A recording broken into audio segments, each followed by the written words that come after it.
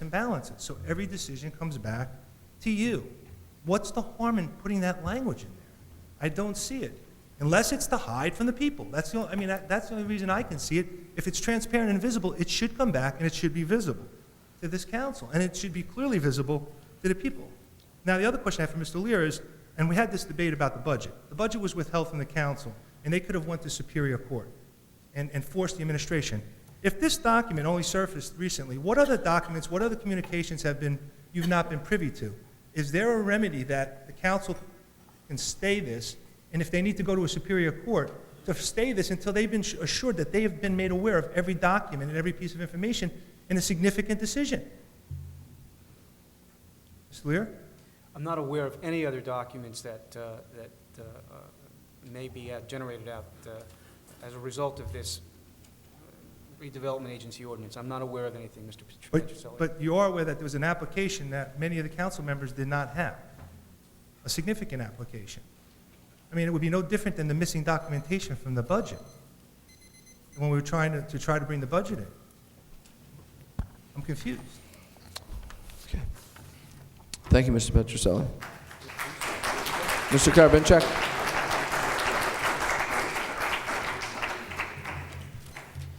Yeah, Rob Karabinchak, 84 Webb Street.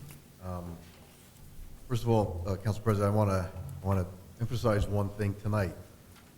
Obviously, this council has seen a lot of new faces here. A lot of people have come out to voice their opinion on something that is so new to them, and they're giving their opinions, they're giving some of the details, and I think that this council, I know this person, me, I appreciate you all coming out here and speaking your mind. Now to get back down to the details that are in this application. Some of the details which I've asked the question if this council has received it and read it. If you haven't read it and you haven't received it, you have to. It's imperative that you do. Your decision is being based on stuff that you have no idea what's in this document. I'm going to give you some more for instances because I have the document. As Mr. Baumann stated earlier, he's correct. This council has the right to claim an area of redevelopment, rehabilitation, revitalization. Only this council could do that. This council only could do the planning part of it also. However, there's a few things that, there's more to this picture than just those two items. And it's what this town has in place today. What Mr. Baumann talked about is the future. We don't know. I could tell you the list, which I'm going to tell you. But right now, let me tell you what's in place today. We have Amboy Avenue, which is a revitalization, rehabilitation area. I don't care if the words are synonymous. We created a whole zoning for that area.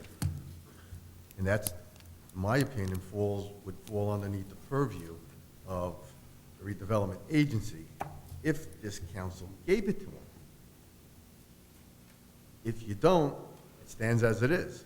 Unfortunately, we know Amboy Avenue is having a struggle of a time to get things done. There's not the initiative to push things through, and the redevelopment agency can do that. The only way you could do it, though, is acquire property and take it through eminent domain.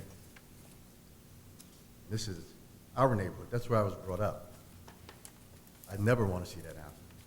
It's struggling. We should help it, not put it and start taking people who own property there along Amboy Avenue and say, well, we're going to make it redevelopment. We're going to make it nice, but we're going to take the property because that's what it can do.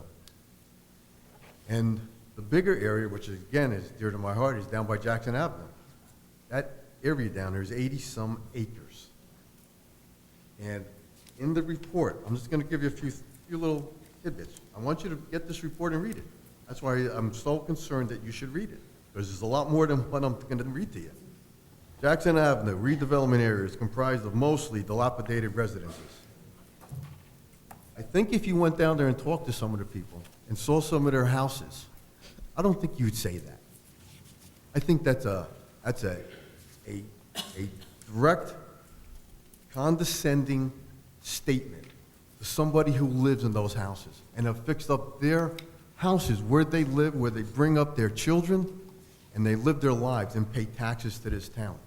Yet, this is in the report, in the application.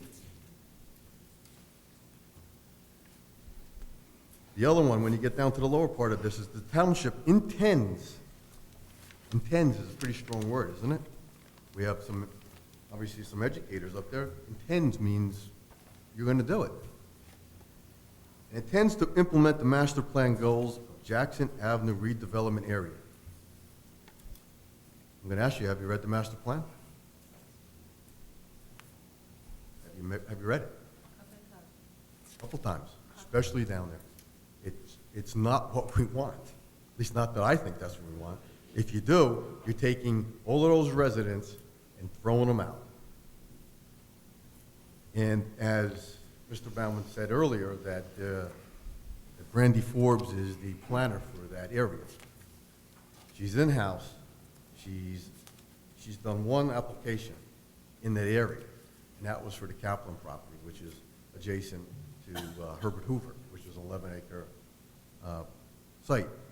And to make it even simpler so you understand it, is the underlying zone was an LI zone. They came in with exactly what was allowed by law to build. There's no gray shakes here. That's not a redevelopment. And in my opinion, I like Brandy Ford, but I don't know if she's the expert that this council's looking for to redevelop 80-some acres. I think you need the expertise of people that have and can plant 80-some acres. But again, this application states what the township intends to do. You pass it on, you didn't even read it. That's a shame. That's a shame to those people down there. Go apologize now to them because you're going to take their homes. In the same part of the document, it talks about moving forward. The township has also identified other areas of stagnant, economically depressed areas. Township is considering both Oakwood Plaza site, the Meadow Road site, to determine they satisfy the criteria for areas of redevelopment. Purposes of this application, a Ford site redevelopment area, Jackson Avenue redevelopment area, Revlon site, Oakwood Plaza site, and a Meadow Road site shall be referred to collectively as redevelopment areas. So you already are setting the playing field for these areas to be the redevelopment areas when you give this agency the authority to do it. How can you not read this document? Okay. Thank you, sir. I'll be back. Council President, did he say collectively? No, he did say. Did you say, I thought I heard you said collectively. Referred to collectively as the redevelopment areas. Mr. Peasy. Sal Peasy, 35 Trenton Avenue. I'd like to yield my 6 minutes to Mr. Karabinchak. Okay.